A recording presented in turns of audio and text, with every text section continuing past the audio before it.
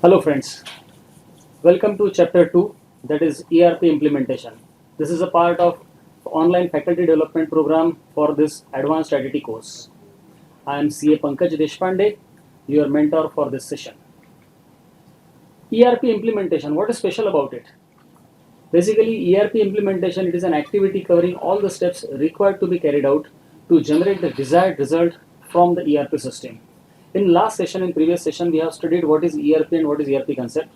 In this session, we are going to discuss about ERP implementation. How does ERP implementation take place, and what are the aspects which need to be tackled very carefully while implementing any ERP software. Before we discuss anything about ERP implementation, we need to understand many a times why does ERP implementation fails? What are ERP implementation traps? This point is extremely important from the angle of implementation of ERP software. Let us try to understand. Let us try to understand a simple case. There was a client who explained his requirement. There was a user who explained his requirement to a software company. This was how he explained his requirement, that there should be a tree, there should be two rows, there should be some platform, horizontal platform, and this is my requirement. How project leader understood? Project leader understood that there should be a tree, there should be two ropes, there should be a platform like this. Now, when it comes to designing by the analyst designed like this, that there is a tree, there are two ropes, there is a platform.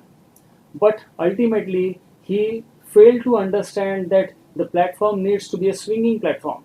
So, what he did, he gave support from two different sides, two opposite sides, and he made that particular platform swing. Business consultant's view. This is how the business consultant understood about the requirement of the user. Later on, when it comes to coding, this is how the programmer starts coding. The requirements are considered, but what were the exact requirement, this was ignored by the programmer while coding. And what about documentation? Project was documented like this. Many a times we do not pay much attention to this aspect, that is the project documentation. So this is how the documentation takes place. In case of installing, the actual installation of features, actual installation of software, only one rope was there. And when it is a matter of billing, customer is billed according to our own choice, sometimes high, sometimes low. Support, how it was supported, and this was the actual need of the customer. So this is the basic problem with ERP implementation, that is the need of customers are ignored, they are not paid much attention, and that's why the ERP implementation fails. This is the whole process. This was on the lighter side of this particular matter. Now let us try to understand what are the steps in ERP implementation, one by one. The first step, and the very important step, is need assessment. What is the exact need of customer, that must be understood thoroughly. The step number 2, building in-house implementation team. Obviously, there will be some implementer from outside, but at the same time, it is extremely necessary to have our own people who will be part of that implementation team. ERP system evaluation and selection. The third step, we need to understand the requirement, we need to evaluate the existing systems, and we need to select the system which we want. Preparation for change. Every organization must formally prepare for change. After the preparation of change, we need to prepare the data. Data preparation is a part of ERP implementation process. Now, after these 5 steps are over, now we need to start working actually on ERP implementation. Once the software is started, it needs to be tested. After testing, the training and educating people is one of the part, and the step number 9 in this process is go live.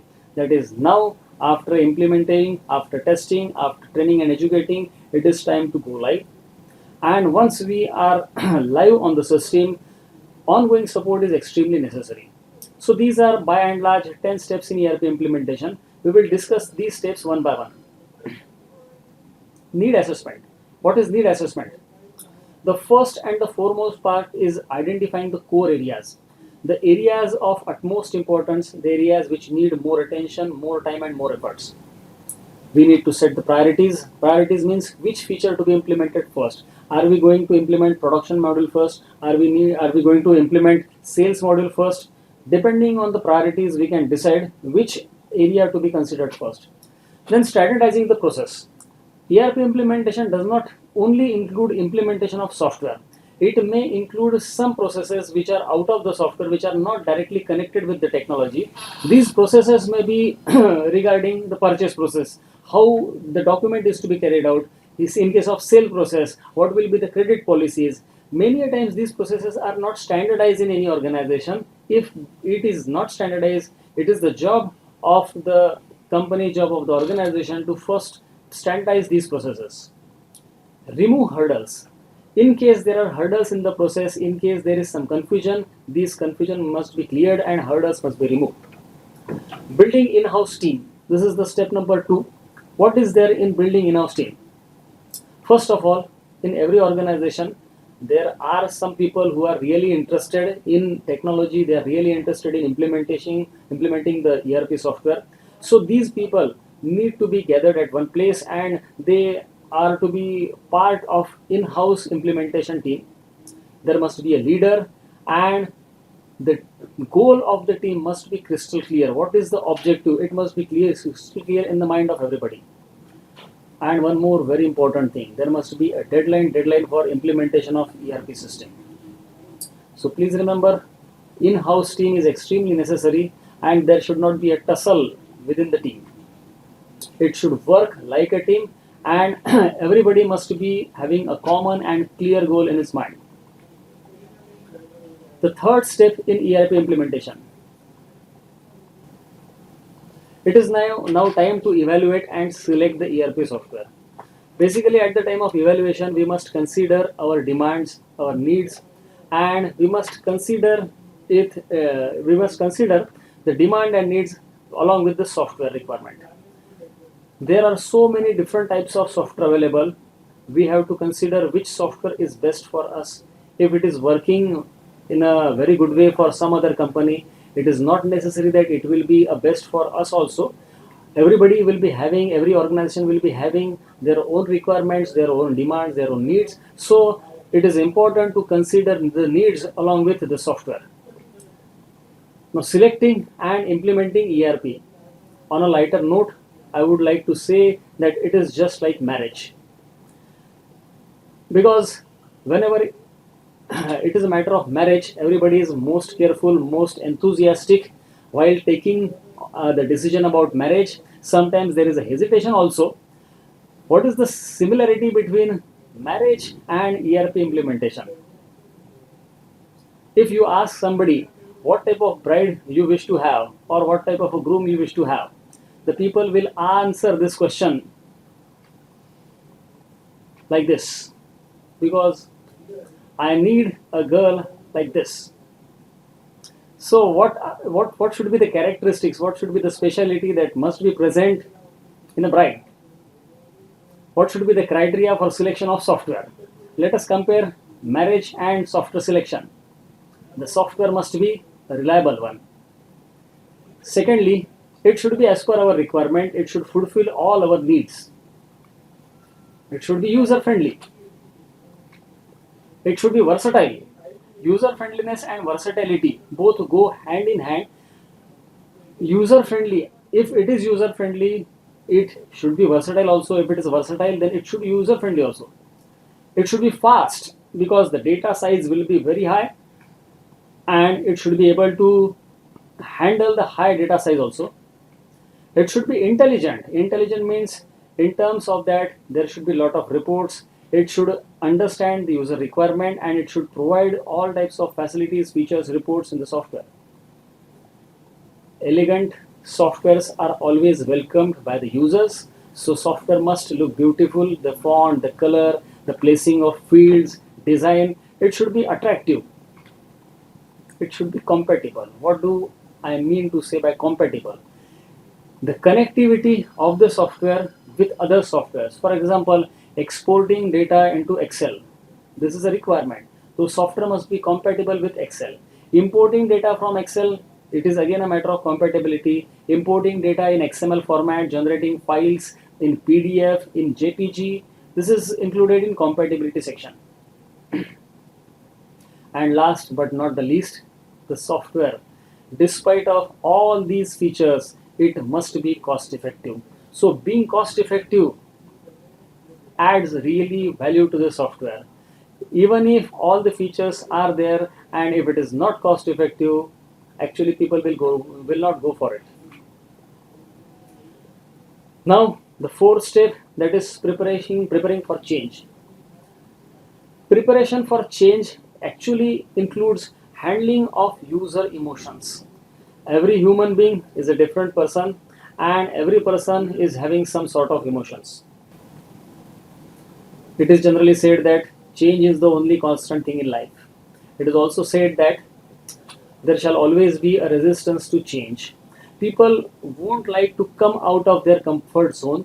Everybody is happy with the existing system, and whenever we ask others, it is generally said that change is the only constant thing in life, and it is always again said that there is always a resistance to change from everybody. People are always happy in their comfort zone, they are happy with the existing system, and whenever there is ERP implementation, people generally resist. They say that the existing system is okay, we are happy with it, why we are changing the system, it is troubling us, it is not for us. Such type of dialogues generally come from the users, and many a times user resist to the existing resist to the changing the existing system. So this particular change must be handled carefully. Handling of emotions of users is necessary for preparing them for change. Once we are ready with this particular change, now it's time to prepare for the data. What is there in data preparation? Many times it is not necessary that complete existing data is transferred to the new system. Many times we may leave some part of data with the old system and we may take some part only to the new system. So for example, many a times so many types of stock items, unnecessary stock items may be there, which are not dealt with today, but it is there in the old system. So it is not compulsory that we are carrying forward all the stock items to the new system. It is not absolutely necessary. So this point must be thought over, that what type of data is actually to be transferred, is actually valuable for us, it is in actual use. So the useless data may be ignored and the really required data may be transferred to the new system. So this is data preparation. Generally it is about master data. Sometimes we may like to transfer vouchers, that is transaction data also, if we are transferring it is in between, that is in between of the financial year. So prepare the data that shall be transferred to the new system. It is a part of data preparation. Many times there are some old customers, just like stock items, old ledgers which are not in use today. So these ledgers need not be transferred to the new system. Now step number 6, it is actual implementation of ERP. That is, start working with it, that is installing the software and testing it. It is time to configure, install and activate the system. The previous 5 steps, it were about preparing for the implementation. Now in this step, we will actually start implementing the software, that is installation, configuring and activating the system. There may be some deviation from the planning while implementing. It is possible that we had planned for one thing and at the time of implementation our requirements may change. So implementation may change a little bit, but there should not be a very big change. Some change is bound to be there. But please remember, we must keep in mind that core areas and set priorities must be kept as it is. Why? Because if we had planned that we will be implementing sales module first, then we must start with sales module only. The priorities should not be changed altogether.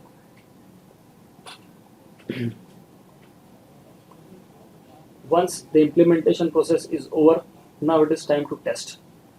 How to test, and who is the best person to test the system? The testing shall be carried out first by implementers, that is, the person who is from outside the organization. He will test what he has done. Once this testing is over, what will happen? It shall be tested by in-house implementation team. Testing by these two types of groups, that is the group of implementers, that is the persons from outside the company, outside the organization. These two types of testing shall be technical testing, that is implementers will test their own system. In-house implementation team, they will test for the results, and once this is over, it shall be tested once again by actual users. Now, once this particular testing by actual user is over, the testing process will be over. Testing by the user may not be called as a technical testing, but it will be a testing about input and output only. Whatever output is expected to be generated by the system, it should be generated by the system, and that only will be tested by the user. So the testing shall be carried out first by implementers, then by in-house team, in-house implementation team, and lastly by actual users. The next step in ERP implementation, once the user testing is over, it is time to train and educate the users. Training may be given as per need of each user or each group of users. Some people may take more time in understanding, some people may take less time in understanding. It depends all upon users. But training is a formal process and that needs to be carried out. Once training is over, it is now time to go live. We will start actually working with the system. Sometimes it is possible that people would prefer to run both the system, that is old system and new system, parallelly. And once the confidence in the new system is generated, it is acquired, we may stop working with old system. But this period of time is a very difficult and crucial time for everybody. Everybody, I mean to say that it will be a crucial time for implementers, it will be a crucial time for in-house implementation team, and it will be again a crucial time for the users also, because users will be the person who will be troubled the most, because they have to work on both the systems simultaneously, that is old system and the new system. Old system, they are habituated with it, and in case of new system, what will be happen, it will be a totally new system and they will have to put in more amount of time and efforts in the new system. So initially there will be lot of hesitation from the users. They will prefer to work with the old system. Again, we have to handle this issue emotionally, and this particular period is very crucial for implementers also, because they have to put in more and more efforts and time for educating and training the people simultaneously, because go live is a very difficult situation. This situation is bound to be there, but we can definitely minimize the difficulties in this particular phase of ERP implementation by having a rigorous testing as well as providing proper training to the users. And once it is okay, the system will run fine, and lot of support is needed initially, but continuous support, some amount of support is needed regularly to maintain the system, to improve the system, and to work with the system. Support is needed in three areas. Support has three parts, that is troubleshooting. The first part, whenever there is a problem, the support team must solve the problem immediately, they must provide the solution. So this is troubleshooting. Second is upgrading the system. If there are any problems, we need to work on these problems and we need to upgrade the system immediately as per requirement if it is not as per requirement. And third part is training. If at all it is required, some part of training, some sort of training is needed to be given continuously to the users. So basically, these were the 10 steps in implementation of ERP system. There may be sub parts to these 10 steps, but by and large we can classify all the aspects of ERP implementation in these 10 steps. Now, something about being flexible and being rigid. What we mean to say here by flexible and rigid? As you can see on the screen that there are two slides. One is about flexibility and other is about rigidity. While implementing ERP system, one must be very clear about flexibility and rigidity. A software, ERP software, should be most flexible for the person who is designing the system, who is implementing the system, and for whom it should be rigid.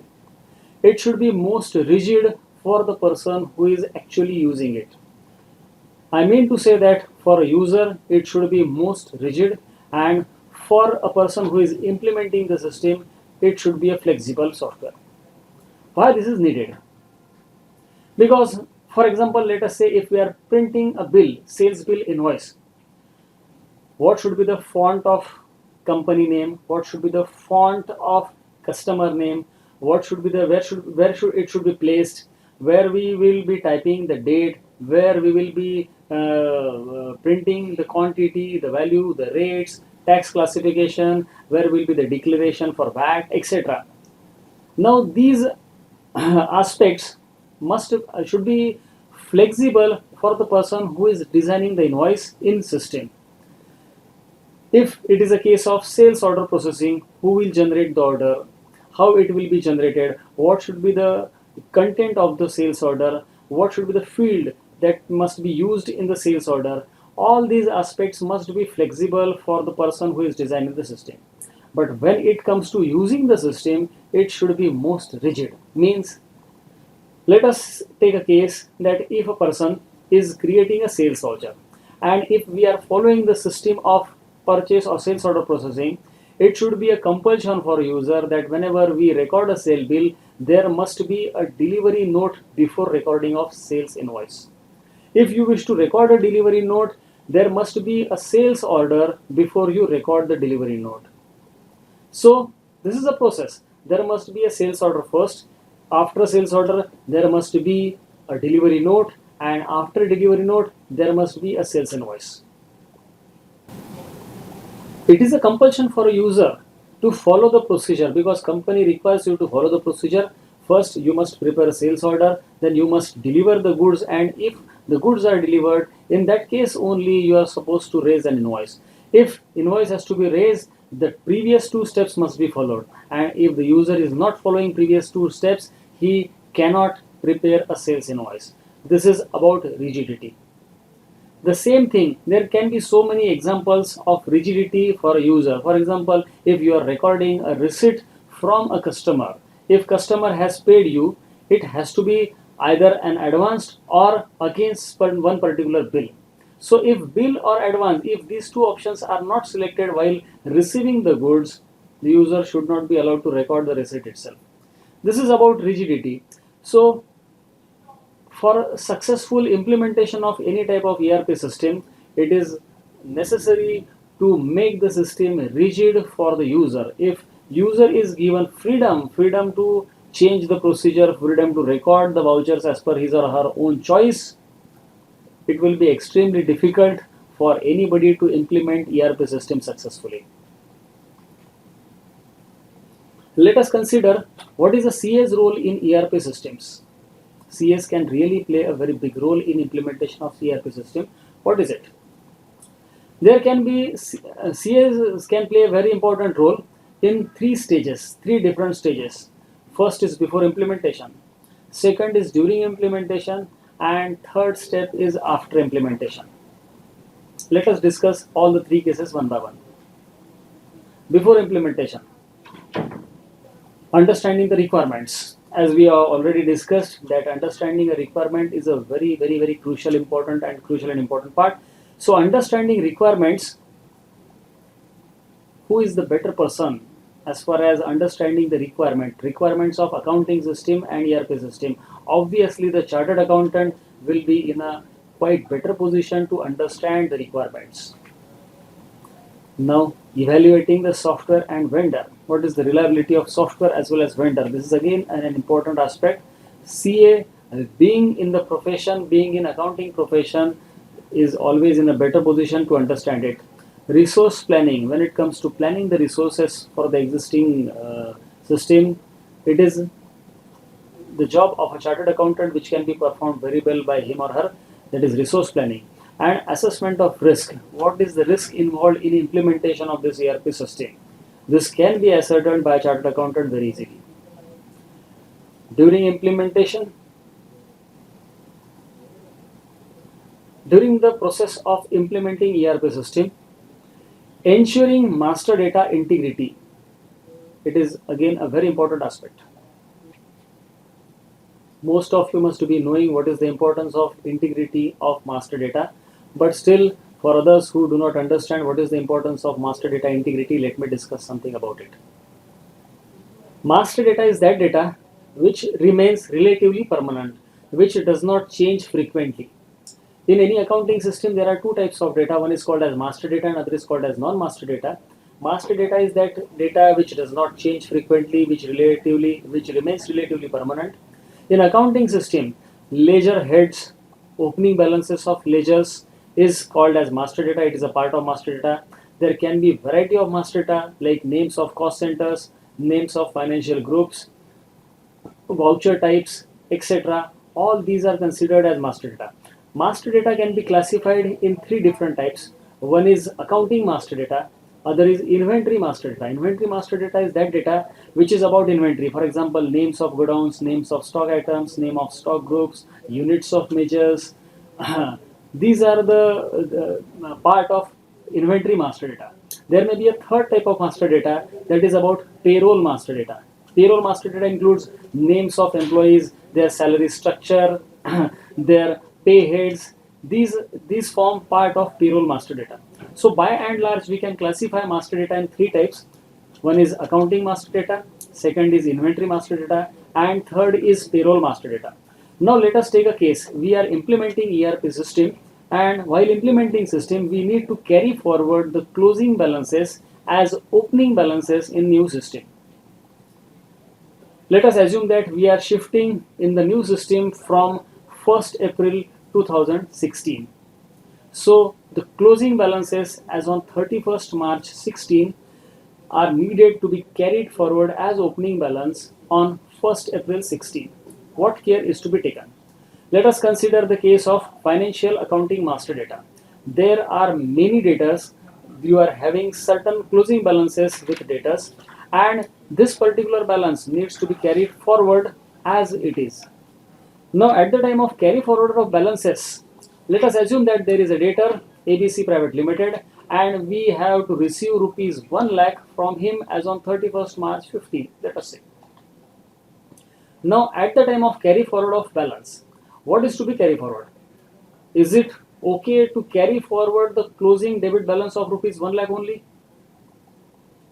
Sometimes yes and sometimes no also, because this particular closing balance of rupees 1 lakh debit includes 5 different bills of rupees 20,000 each. So the data about the pending bills, the 5 pending bills of rupees 20,000 each, is also to be carried forward to the new system. Same is the case with inventory master data also. Suppose we are having certain stock items with us. After carry forward of closing balances as opening balances in the new system, we will need the aging of closing balances, aging of stock items also. So for the purpose of aging, we need the date of purchase of these stock items. How old are these stock items? It is necessary for us, and at the time of transfer of closing balances, we must consider this aspect also. Again, similarly with the in the case of payroll master data also, we need all such type of information about employees, their closing balances, their loans, their advances, etc. in the new system. So please remember, ensuring master data integrity is altogether a separate area, and chartered accountants can really play a very good role in this particular area. Because chartered accountants are familiar with accounting system, accounting procedures, they are the best people to understand the accounting system, so it will be very easy for them to ensure the master data integrity. Many a times in many organizations, this particular activity, that is ensuring the master data integrity, this activity is considered as to be a separate activity, and separate assignments are given, separate audits are allotted by many organizations to chartered accountants. Few months back, Bank of India had allotted one particular assignment to chartered accountant firms. It was an assignment about ensuring master data integrity only. They wanted to check whether the master data in case of loan cases, whether it is really entered into the system correctly. That was the assignment given to chartered accountants. Second, during implementation, chartered accountants can play a very important role in review of internal control system. System will be implemented by the implementation team, that is the ERP implementation team, but whether this system is capable of handling internal control, what should be the control that must be there in the system, and review of internal control system is again can be a very big area for chartered accountants during implementation, whether we require a control at this particular point, what types of controls are to be placed, and how these controls are to be implemented. This can be guided. This can be guided by a chartered accountant very easily. Security assessment. This is the third aspect of ERP implementation where a chartered accountant can play a very important role during implementation. Every software, in case of every ERP software, it will be used by a variety of people. So there is a concept called as need to know and need to do. Access must be given on this basis. The person who is not connected with sales activity, he must not be given any type of access to sales transactions and reports. The person who is connected with purchase, he must be given access to purchase entries, purchase reports only. So security assessment, security aspect about usage of software, data security, safety, this can be considered as an area for chartered accountant where he can play important role. And assessment of changes, that is whenever there is ERP implementation, changes are bound to be there. Changes in people, changes in habits, changes in systems, procedures. So what type of changes are needed and what will be the impact of changes on the organization, this can be ascertained by chartered accountants just because of their knowledge of accounting systems. Verification of output with respect to input, again it is an area where chartered accountants play an important role. The input we will be providing like this and the output we are expecting in this particular way. This is known to everybody, this is known to users also, but chartered accountants can understand what is happening in between, that is between providing input and generating output. Verification of audit trails. The transaction will be passing through a procedure and there will be an audit trail in every type of transaction. So whether audit trails are there, whether audit trails are effective, this can be verified by a chartered accountant easily because basically he is an auditor. And training, when it comes to a training, chartered accountants can really be a good trainer just because of their understanding, their better understanding about the systems. So during implementation only, chartered accountants can play a variety of roles. The third step of ERP implementation, that is after implementation also, chartered accountants can really play important roles, that is system security audit. We had thought about the system security, we had planned about it, but whether it is really working, yes, this needs to be checked, and this needs to be checked on continuous basis. Every month, every quarter, every half year, every year, the frequency may be decided mutually, but this particular concept cannot be ignored. System security audit, yes, it is bound to be there, and again chartered accountants can play a very important role. Identifying areas for improvement. Basically the system is meant for improving, it is for easing the work of each and every individual user. Improvement is a continuous process and it cannot be stopped at any point of time. Again, system can be improved continuously. So identifying areas for improvement, chartered accountants are better at audit. They are considered to be the best persons for auditing. So they can find out the loopholes in the system and they can always suggest areas for improvement. Again, even after implementation, continuous training is always required. So training can again be provided by chartered accountants. System performance evaluation. System performance evaluation means we had planned that the system will be up to this particular mark, whether it is really working up to the mark. So performance of the system should be evaluated continuously on a regular basis. Verification of internal control. We had planned for these types of controls. Are these controls really working today also, even after 1 year, even after 2 years, 3 years? The control must work forever, and to make the controls work, the controls need to be tested immediately, every time, regularly. Verification of data integrity, because this system will be dealing with huge amount of data, and verification of data integrity, that is input output integrity, I mean to say that data as it should be. So the data should always be integrated and the results must be correct. So this particular area again can be dealt with by chartered accountants very easily. Let us discuss something about security aspect in ERP system implementation. Whenever we discuss about security aspect, there are two aspects. One is physical security of data, other is electronic security of data.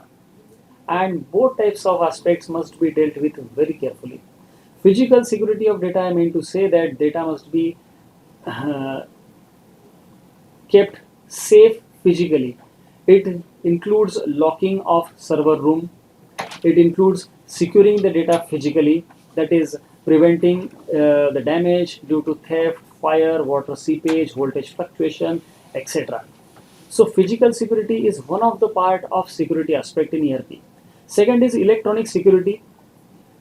While considering this particular aspect, the data must be made safe from unauthorized access. That is, the person who is in purchase department, he should not be given access to the sales data, sales report, etc.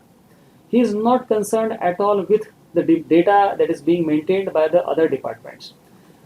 In first chapter, that is about concepts in ERP system, we have studied that there are two types of systems. One is a centralized system, other is decentralized system. In case of decentralized system, the electronic security aspect is not so important because every department will be maintaining their own data. So the purchase department will be having their own set of data, sales department will be having their own set of data. So there is no point, there is no concept about accessing the data of other department, because other department will not be having any type of access to the data maintained by other department. But in case of centralized system, as we have discussed in previous chapter, the data will be same. This is the point where problem may start. As the data is same, everybody will be able to access the data, and here we need to control the access to the data as far as need to know and need to do basis is concerned. So the purchase department must be having access to purchase data only.